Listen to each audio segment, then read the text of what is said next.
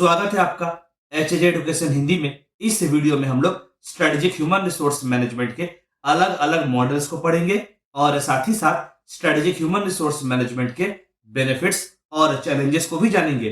Strategic human resource management का model एक framework provide करता है जिसकी सहायता से यह समझा जा सकता है कि किस प्रकार ह्यूमन रिसोर्स का पॉलिसी, ह्यूमन रिसोर्स का मैनेजमेंट ऑर्गेनाइजेशन के परफॉर्मेंस पर असर डाल सकता है। हम सब इस बात को जानते हैं कि प्रत्येक ऑर्गेनाइजेशन अलग होता है और उसकी आवश्यकताएं अलग अलग होती हैं। तो सभी प्रकार के ऑर्गेनाइजेशन में एक ही प्रकार का मॉडल को अप्लाई नहीं किया जा सकता।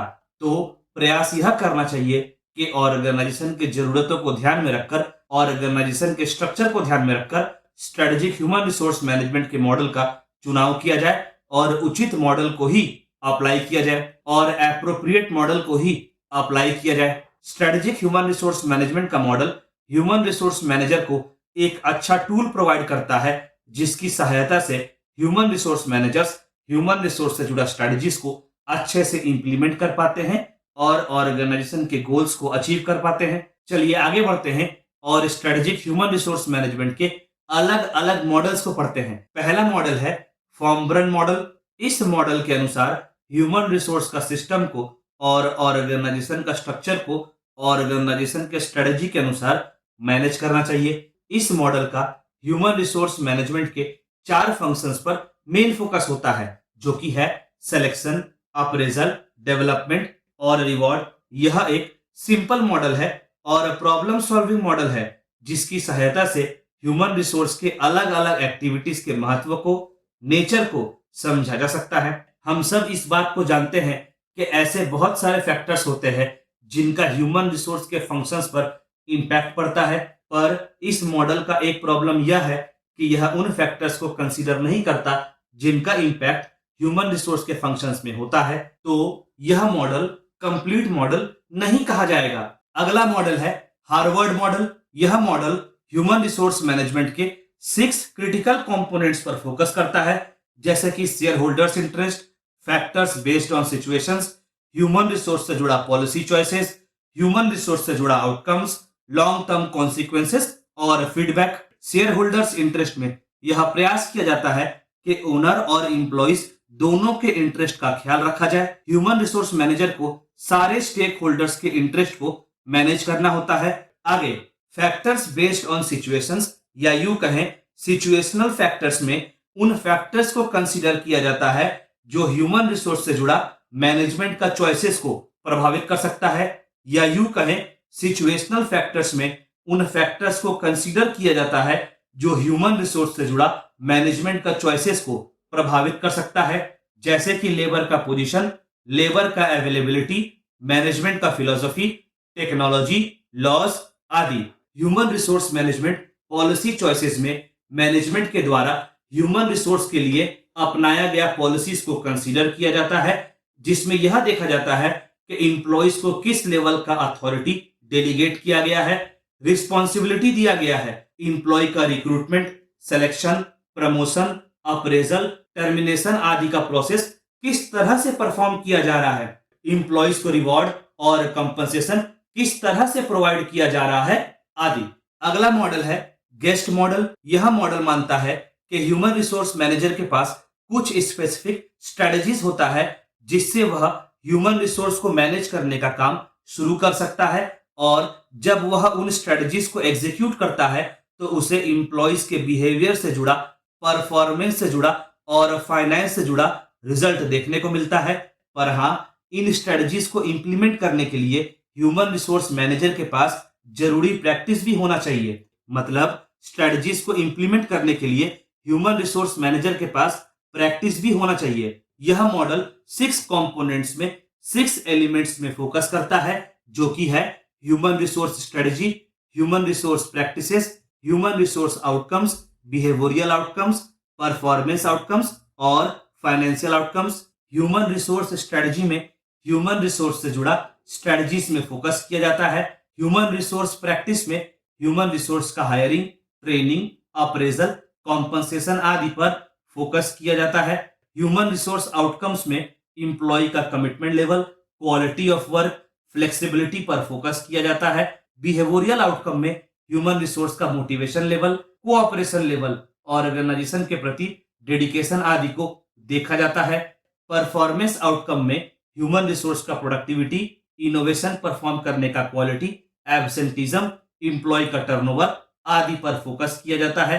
और फाइनेंशियल आउटकम्स में प्रॉफिट और रिटर्न ऑन इन्वेस्टमेंट पर फोकस किया जाता है। अगला मॉडल है वॉरविक मॉडल। यह मॉडल 5 एलिमेंट्स के आसपास घूमता है: outer context, inner context, business strategy content, human resource management context, human resource management content. इस मॉडल की खास बात यह है कि ये ह्यूमन रिसोर्स मैनेजमेंट के प्रोसेस में एनवायरनमेंट के इन्फ्लुएंस को कंसीडर करता है और यह जानने का प्रयास करता है कि कैसे ह्यूमन रिसोर्स मैनेजमेंट का प्रोसेस चेंजेस के हिसाब से अपने आप को अडॉप्ट करता है।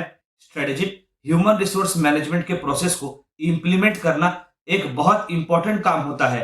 यह ह्यूमन रिसोर्स डिपार्टमेंट या ह्यूमन रिसोर्स मैनेजर का काम होता है कि वह देखे कि किस तरह से स्ट्रेटेजिक ह्यूमन रिसोर्स मैनेजमेंट का प्रोसेस को अडॉप्ट किया गया है, इंप्लीमेंट किया गया है और स्ट्रेटेजिक ह्यूमन रिसोर्स मैनेजमेंट के प्रोसेस को परफॉर्म किया गया है। इसके अलावा ह्यूमन रिसोर्स मैनेजर का यह भी ड्यूटी होता है कि वह स्ट्रेटेजिक ह्यूमन रिसोर्स मैनेजमेंट के प्रोसेस से जुड़े लोगों का रिस्पॉन्सिबिलिटी और अकाउंटेबिलिटी को तय करे। वैसे भी अगर स्ट्रेटेजिक ह्यूमन रिसोर्स मैनेजमेंट के प्रोसेस को सही तरह से इंप्लीमेंट किया गया है तो इससे ऑर्गेनाइजेशन को काफी फायदा मिलता है और इसके साथ साथ एम्प्लॉइज और मैनेजर्स को भी फायदा मिलता है। हमें यह समझना होगा कि स्ट्रेटेजिक ह्यूमन रिसोर्स मैनेजमेंट का प्रोसेस ह्यूमन रिसोर्स के स्ट्रेटजी पर निर्भर करता है। स्ट्रेटेजिक ह्यूमन रिसोर्स मैनेजमेंट यह बताता है कि कैसे ह्यूमन रिसोर्स काम करेगा, पर स्ट्रेटेजिक ह्यूमन रिसोर्स मैनेजमेंट से ह्यूमन रिसोर्स के विजन के बारे में पता नहीं चलता है। स्ट्रेटेजिक ह्यूमन रिसोर्स मैनेजमेंट की सहायता से ह्यूमन रिसोर्स को इस तरह से काम पर लगाया जा सकता है, इस तरह से यूटिलाइज किया जा सकता है ताकि ऑर्गेनाइजेशन का ओवरऑल ऑब्जेक्टिव्स को अचीव किया जा सके। चलिए आगे बढ़ते हैं और स्ट्रेटेजिक ह्यूमन रिसोर्स मैनेजमेंट के बेनिफिट्स को पढ़ते हैं। पहला बेनिफिट है upgrading performance. Strategic human resource management की सहायता से ह्यूमन रिसोर्स से जुड़े पॉलिसीज को इंप्रूव किया जा सकता है और साथ ही साथ ह्यूमन रिसोर्स की एफिशिएंसी को भी इंप्रूव किया जा सकता है, जिससे इंडिविजुअल एम्प्लॉइज का परफॉर्मेंस भी इंप्रूव होता है। प्रयास यह किया जाता है कि ह्यूमन रिसोर्स ऑर्गेनाइजेशन के स्ट्रेटजीज और गोल्स को समझे। दूसरी तरह से कहा जाए तो प्रयास यह रहता है कि ह्यूमन रिसोर्स के अंदर, एम्प्लॉइज के अंदर ऑर्गेनाइजेशन के गोल्स, ऑब्जेक्टिव्स और स्ट्रेटजीज को लेकर अंडरस्टैंडिंग बने। इससे होगा ये कि एम्प्लॉइज ऑर्गेनाइजेशन के गोल्स, ऑब्जेक्टिव्स और स्ट्रेटजीज को ध्यान में रखकर काम करेंगे, जिससे एम्प्लॉइज अननेसेसरी एक्टिविटीज को परफॉर्म करने से बचेंगे।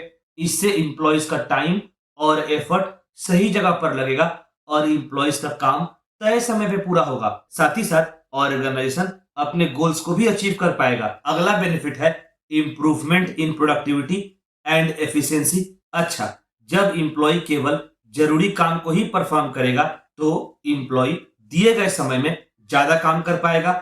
इससे एम्प्लॉय का काम से जुड़ा प्रोडक्टिविटी इंक्रीज होगा। हाँ, ऑर्गेनाइजेशन चाहे तो एम्प्लॉय को जरूरी ट्रेनिंग भी प्रोवाइड कर सकती है ताकि एम्प्लॉयज का काम से जुड़ा एफिशिएंसी भी बढ़े। अगला बेनिफिट है retention of employ. Strategic human resource management की सहायता से प्रयास यह किया जाता है कि एम्प्लॉय का एंगेजमेंट को बढ़ाया जाए। आगे स्ट्रेटेजिक ह्यूमन रिसोर्स मैनेजमेंट यह भी इंश्योर करता है कि एम्प्लॉयज को समय समय पर जरूरी बेनिफिट्स और इंक्रीमेंट मिले ताकि एम्प्लॉय काम में ऑर्गेनाइजेशन के प्रोसेस में इंगेज करे। मतलब ऑर्गेनाइजेशन एम्प्लॉयज का इंगेजमेंट को बढ़ाने के लिए जरूरी इंक्रीमेंट और इंसेंटिव्स भी प्रोवाइड करती है। अगला बेनिफिट है पॉजिटिव रिजल्ट्स। जब ह्यूमन रिसोर्स को स्ट्रेटेजिक तरह से मैनेज किया जाएगा और इसके साथ एम्प्लॉयज के इंप्रूव्ड परफॉर्मेंस को जोड़ दिया जाएगा तो इससे काम से जुड़ा पॉजिटिव आउटकम आना स्टार्ट हो जाएगा। अगर ह्यूमन रिसोर्स को स्ट्रेटेजिकली मैनेज किया जाता है तो इससे यह आइडिया हो जाता है कि किसी काम को परफॉर्म करने के लिए कितने रिसोर्सेज की आवश्यकता होती है, तो उसी अनुसार रिसोर्सेज को अरेंज किया जा सकता है और काम में, एक्टिविटीज में एलोकेट किया जा सकता है। इससे रिसोर्सेस की वेस्टेज में कमी तो देखने को मिलती है और साथ ही साथ ऑर्गेनाइजेशन का ओवरऑल कॉस्ट भी डिक्रीज होता है। अगला बेनिफिट है इंक्रीज इन प्रॉफिट्स। जब स्ट्रेटेजिक ह्यूमन रिसोर्स मैनेजमेंट की सहायता से काम सही से परफॉर्म किया जाएगा, काम का रिजल्ट बढ़िया आएगा, इंप्लॉइज का प्रोडक्टिविटी इंप्रूव होगा, इंप्लॉइज अपने काम को परफॉर्म करने के लिए हमेशा तैयार रहेंगे, तो इन सब का फायदा ऑर्गेनाइजेशन को मिलेगा और साथ ही साथ इसका पॉजिटिव इंपैक्ट ऑर्गेनाइजेशन के प्रॉफिट पर भी दिखाई देगा। इससे ऑर्गेनाइजेशन का प्रॉफिट तो इंप्रूव होगा ही, साथ ही साथ ओवरऑल फाइनेंसेस भी इंप्रूव होगा। अगला बेनिफिट है इंक्रीज इन रेपुटेशन। जब स्ट्रेटेजिक ह्यूमन रिसोर्स मैनेजमेंट की सहायता से ऑर्गेनाइजेशन का परफॉर्मेंस इंप्रूव होगा, प्रॉफिट बढ़ेगा, ह्यूमन रिसोर्स का प्रोडक्टिविटी बढ़ेगा, तो इससे ऑर्गेनाइजेशन का रेपुटेशन भी इंक्रीज होगा। अगला बेनिफिट है ऑर्गेनाइजिंग वर्क। ह्यूमन रिसोर्स को स्ट्रेटेजिक तरह से मैनेज करने से सारे काम को अच्छे से ऑर्गेनाइज करना आसान हो जाता है। जब स्ट्रेटेजिक ह्यूमन रिसोर्स मैनेजमेंट से जुड़ा प्लान सही से फ्रेम किया जाएगा, तो इससे ऑर्गेनाइजेशन का काम को सही से ऑर्गेनाइज किया जा सकता है और ज्यादा प्रायोरिटी वाला काम पहले परफॉर्म किया जा सकता है और लेस प्रायोरिटी वाला काम बाद में परफॉर्म किया जा सकता है। इससे पूरे प्रोसेस में इंप्रूवमेंट तो देखने को मिलेगा ही और पूरे प्रोसेस का एफिशिएंसी भी इंक्रीज होगा। जितना एफिशिएंट प्रोसेस होगा, मार्केट के हिसाब से प्रोसेस उतना आसानी से ढल पाएगा और चेंजेस को भी इनकॉर्पोरेट कर पाएगा। Strategic human resource management organisation का स्ट्रेटेजिक गोल्स, ऑब्जेक्टिव्स और ह्यूमन रिसोर्स के बीच में एक लिंक स्थापित करने का प्रयास करता है, एक लिंक एस्टेब्लिश करने का प्रयास करता है। स्ट्रेटेजिक ह्यूमन रिसोर्स मैनेजमेंट में लॉन्ग टर्म ऑब्जेक्टिव्स पर ध्यान दिया जाता है और इसका ख्याल रखा जाता है कि लॉन्ग टर्म में जो मैनेजमेंट प्रॉब्लम फेस करने वाला है उसका सोल्यूशन निकाला जा सके। चलिए आगे बढ़ते हैं और उन चैलेंजेस को पढ़ते हैं। पहला है स्ट्रक्चर ऑफ द ऑर्गेनाइजेशन। अगर ऑर्गेनाइजेशन का स्ट्रक्चर बहुत कॉम्प्लेक्स होगा तो भी ह्यूमन रिसोर्स को स्ट्रेटेजिकली मैनेज करने में प्रॉब्लम होगा। ह्यूमन रिसोर्स को स्ट्रेटेजिकली मैनेज करने में चैलेंजेस आएंगे। कॉम्प्लेक्स स्ट्रक्चर में स्ट्रेटेजी को इंप्लीमेंट करने में काफी समय लगता है। ह्यूमन रिसोर्स मैनेजर और एम्प्लॉइज के बीच में जितने लेयर्स होंगे, जितने लेवल्स होंगे, उतना स्ट्रेटेजिक ह्यूमन रिसोर्स मैनेजमेंट को इंप्लीमेंट करने में परेशानी आएगी और प्रोसेस में डिले भी होगा। अगला इम्प्रॉपर कोऑर्डिनेशन। अगर ह्यूमन रिसोर्स डिपार्टमेंट का ह्यूमन रिसोर्स के साथ, एम्प्लॉइज के साथ प्रॉपर कोऑर्डिनेशन नहीं होगा तो फिर स्ट्रेटेजिक ह्यूमन रिसोर्स मैनेजमेंट को इंप्लीमेंट करना कठिन हो जाएगा। जब ह्यूमन रिसोर्स डिपार्टमेंट का एम्प्लॉइज के साथ प्रॉपर कोऑर्डिनेशन होगा, एम्प्लॉइज से अच्छा प्रोफेशनल रिलेशन होगा, तो इससे स्ट्रेटेजिक ह्यूमन रिसोर्स मैनेजमेंट के प्रोसेस को इंप्लीमेंट करने में आसानी होगी। अगला conflict of opinion.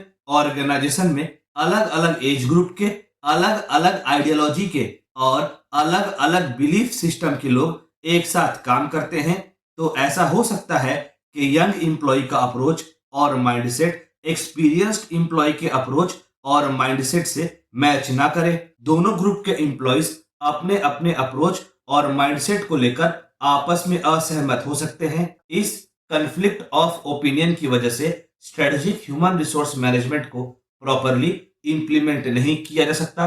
Strategic human resource management को इंप्लीमेंट करने से पहले एम्प्लॉयज को समझाना बहुत जरूरी होता है और दोनों ग्रुप के एम्प्लॉयज में तालमेल बैठाना भी बहुत जरूरी होता है। अगला चैलेंज है lack of quality. Human resource manager के अंदर लीडरशिप का क्वालिटी होना बहुत जरूरी होता है ताकि वह लीड करते हुए प्रोसेस को इंप्लीमेंट करे, या यूं कहें प्रोसेस के इंप्लीमेंटेशन में गाइडेंस प्रोवाइड करे। यदि ह्यूमन रिसोर्स मैनेजर के अंदर ही लीडरशिप क्वालिटी, गाइडेंस प्रोवाइड करने का क्वालिटी प्रेजेंट नहीं होगा तो इससे स्ट्रेटेजिक ह्यूमन रिसोर्स मैनेजमेंट को प्रॉपरली इंप्लीमेंट करना काफी कठिन हो जाएगा।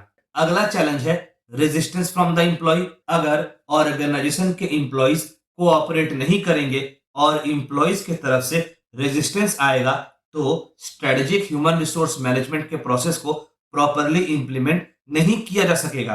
तो एम्प्लॉयज का रेजिस्टेंस भी स्ट्रेटेजिक ह्यूमन रिसोर्स मैनेजमेंट के लिए एक चैलेंज माना जाएगा, क्योंकि एम्प्लॉयज के रेजिस्टेंस की वजह से स्ट्रेटेजिक ह्यूमन रिसोर्स मैनेजमेंट का प्रोसेस प्रॉपरली इंप्लीमेंट नहीं किया जा सकता। अगला, प्लान्स एंड रिसोर्सेस। अगर स्ट्रेटेजिक ह्यूमन रिसोर्स मैनेजमेंट से जुड़ा प्लान फॉल्टी हो, मतलब स्ट्रेटेजिक ह्यूमन रिसोर्स मैनेजमेंट को कैसे इंप्लीमेंट करना है, इससे जुड़ा प्लान यदि फॉल्टी होता है या ऑर्गेनाइजेशन के पास स्ट्रेटेजिक ह्यूमन रिसोर्स मैनेजमेंट के प्रोसेस को इंप्लीमेंट करने के लिए जरूरी रिसोर्सेज नहीं होता, तो फिर स्ट्रेटेजिक ह्यूमन रिसोर्स मैनेजमेंट का प्रोसेस प्रॉपरली परफॉर्म नहीं किया जा सकता। अगला चैलेंज है मल्टीकल्चरल ऑफिस। ऐसा हो सकता है कि ऑर्गेनाइजेशन के ऑफिस में अलग अलग कल्चर और बैकग्राउंड से एम्प्लॉयज आते हो, जिनका बिलीफ सिस्टम अलग अलग होता हो, अलग अलग एम्प्लॉयज का स्किल लेवल भी अलग अलग होगा। तो ऐसे में स्ट्रेटेजिक ह्यूमन रिसोर्स मैनेजमेंट को प्रॉपरली इंप्लीमेंट करना एक चैलेंज बन जाता है। अगला, lack of data and information. कभी कभी ऑर्गेनाइजेशन के पास अपने एम्प्लॉयज से जुड़ा प्रॉपर और complete information, complete data available नहीं होता है। तो ऐसे केस में ऑर्गेनाइजेशन एम्प्लॉयज को सही से समझ नहीं पाती और इंफॉर्मेशन और डेटा के कमी की वजह से स्ट्रेटेजिक ह्यूमन रिसोर्स मैनेजमेंट के प्रोसेस को इंप्लीमेंट करना एक चैलेंज बन जाता है।